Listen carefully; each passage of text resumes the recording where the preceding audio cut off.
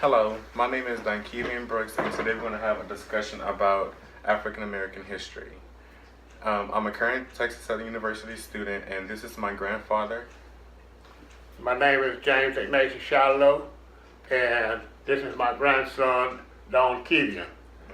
And I seen him raised from a baby, and I'm so proud of him to be at Texas Southern studying pharmacy.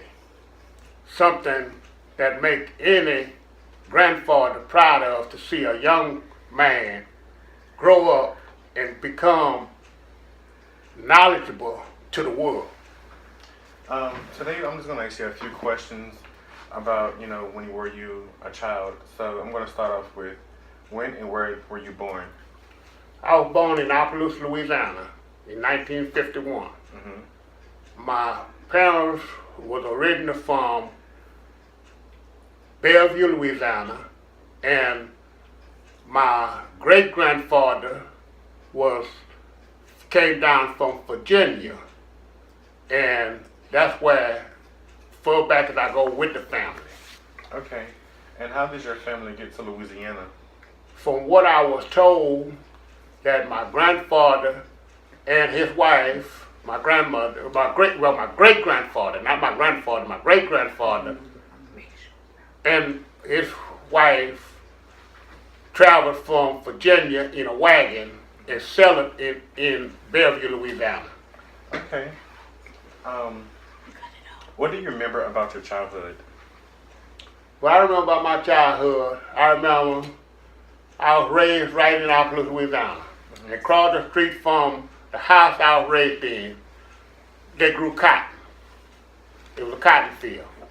But after becoming eligible of school, I went to a school called St. Landry, Old St. Landry. It was the only black school I knew of in Ignatious, Louisiana. And when I came to the second grade, I went to a school called J. Augustus School. From there, I graduated and I went on to J. Clark's High School. I attended J. Clark's High School until I was in the 11th grade, but I didn't finish the 11th grade. I left during the 11th grade and got me a job, because at that time I done got out the streets and my lady friend had got pregnant, so I had to go to work in order to help raise my child. Okay. Did your parents discuss race or racism with you? Well, they discussed I wouldn't say racism, but they discussed that they lived on sharecroppers' property. And on the sharecroppers' property back in town when they came, when they were living there, the black man had no law. Okay. So the sharecropper could go and get any one of the young girls that he saw fit that he wanted and have her and have children with her, whatever he wanted. And there was no one could say nothing about it. Okay. No one could say nothing about it. When I was coming up, until I was born in 51, until 1964, from what I can recall, we had no civil rights. But with us getting civil rights, that give us at least rights where we couldn't just be discriminated against. Right. And then when 65, when we got voting rights, that made it even better, because we could go out and vote for someone we thought that could have a voice, to speak for the minority community, right, or the black community, what I was raised up in. Okay. See, because I seen with my own eyes where it had white and colored signs. Where if we went to the doctor, we had to go round the back to go to the doctor. Okay. If there wasn't no restaurant, you couldn't go to no restaurant, But if you could go to a place that would sell a black man some food, you had to go to the back window to buy you food. And so at drinking water fountains, you had colored and white signs at the water You fountain? had colored and white signs at the water fountain. Okay. You know, and the water tasted the same.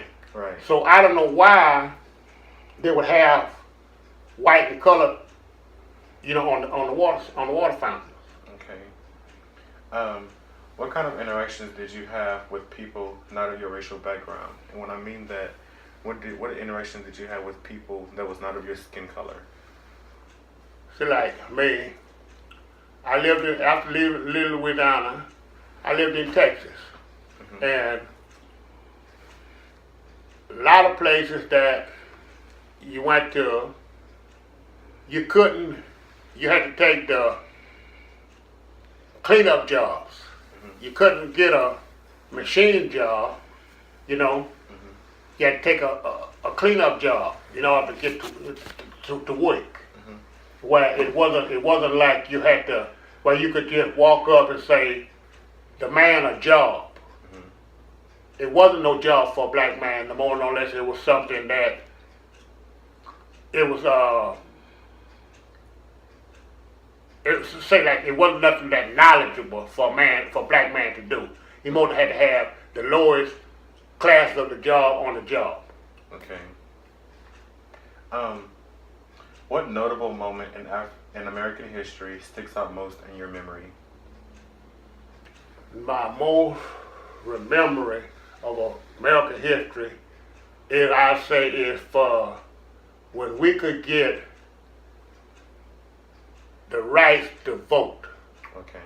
Where at least you could get to vote for someone that you thought could have a seat at the table of the government, mm-hmm. that could speak out for you, for the minority. Mm-hmm. Because unless you got someone at the table of the government to speak for you, you have nothing. Mm-hmm. People can get in the houses, people can get on the corners and say whatever they want. But until they have someone with a seat at the government table that's speaking for the rights of the minority, mm-hmm. you never accomplish nothing in life. Next question. What advice would you give young people today? What I give young people, the first thing I give young people in life is the first thing I give young people in life is to listen to their parents. Get up, help around the house, do whatever you got to do around the house. Then hope that you can go to school and get your education. Mm-hmm. And when you become old enough to vote. Voting is one of the most important things in the world. Because when you vote, your vote can stand for a voice for you and a lot of people that doesn't vote. But if your vote can help them in any kind of way to get someone in government for you, for the fight for your rights. That's what a young person needs. I agree with that. Who would you identify as an important teacher, role model, or a significant figure in who have you encountered with? Like a teacher or a role model or any person that you came in contact with, who do you look up to? So like in my lifetime, I've seen a lot of people in walks of life. Mm-hmm. But the person that I would admire mostly is Dr. Martin Luther King. Because simple facts, he got out there, he couldn't do it by himself, but he was knowledgeable enough to get the people to follow the ideas that he gave them to walk by. And I'd also like to recognize Congressman John Lewis, because when Dr. King went to Montgomery, which I think it is, he went and met with John Lewis, who was already there, that had organized a community and who was organized in the voting rights, and you're working with the NAACP. So John Lewis is a very, very important person in the world. You know, which it had more followers too. But that's two of the main persons that I'd like to say is a powerful role model for any person that know anything about black history and where we came from. Okay. Because before them, there was a lot of our ancestors that died and fought before them.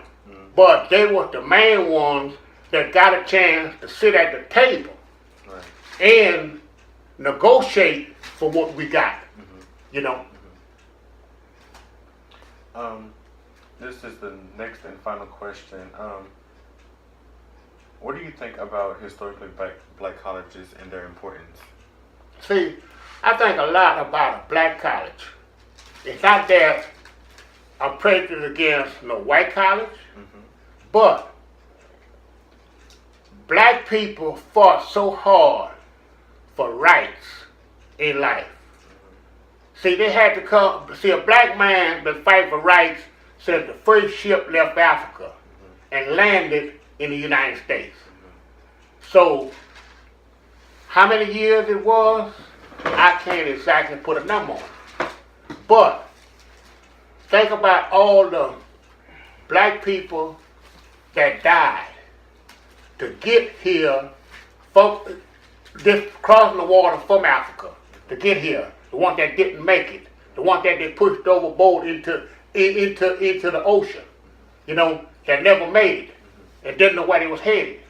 But the ones that did make it, and they fought and they prayed, it took a long time, but the Lord helped them.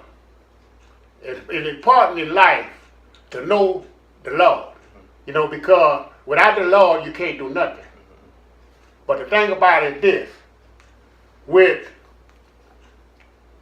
having a black college, that lets you know that all these people that died and fought for so long just for equal rights, at least they got whole college where the black children can go to and reap what they sowed, you know, reap what they sowed.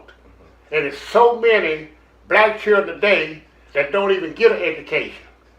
That's why for having a black college and you see a black man come out of a black college with an education and to go out into the world and become government agents, pharmacists, lawyers.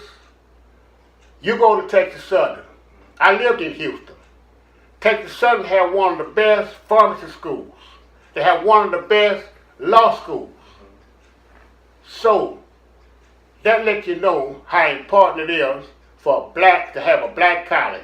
And when you leave college, when they ask you where you went, you can say you attended an all-black college, you know, for what your ancestors fought for, a place for you to be educated, where your ancestors, some of them died if they were caught trying to learn to read.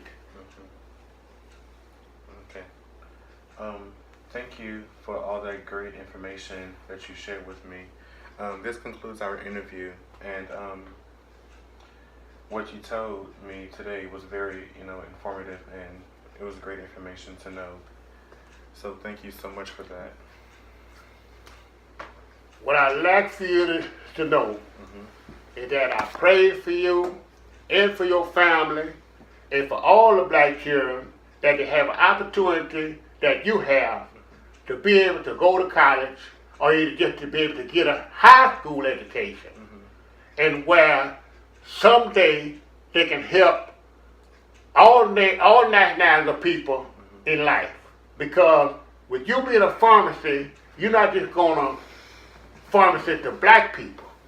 You're going to pharmacy to all nationalities of people. Right. So your education is going to help the entire world, not just the entire United States. Right. And I wish you the best of luck. Thank you, Papa. Okay.